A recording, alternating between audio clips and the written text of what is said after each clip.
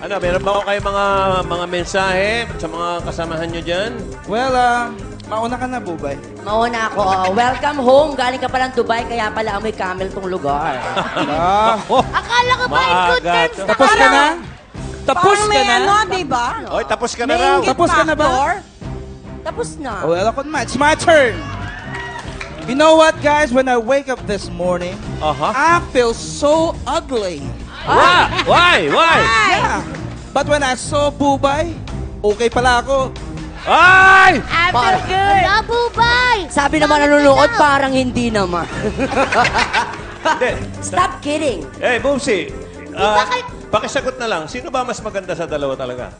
Para sa'yo. Bawal po kasi magsinungaling ang bata eh. Siyempre po si Bubay. Ay! Kasi yung itsura mo ang taray-taray, kaya ang pangit mong tingnan. Babawiin ko na yung 1,000 pesos na binigay ko sa'yo. Mas maganda pala siya. Okay. Dadagdagan ko. Pera lang. Well, now it's time to meet our competing teams. Kasama sa unang team, sina Yasmin Curdy at Rainier Castillo. Sila ang Team Coolness.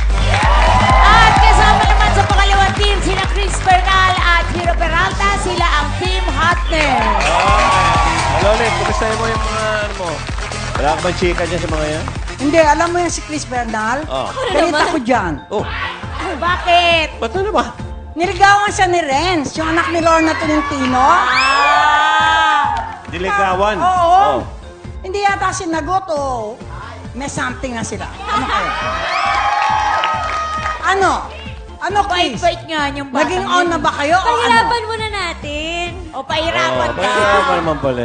Sige na nga. Okay.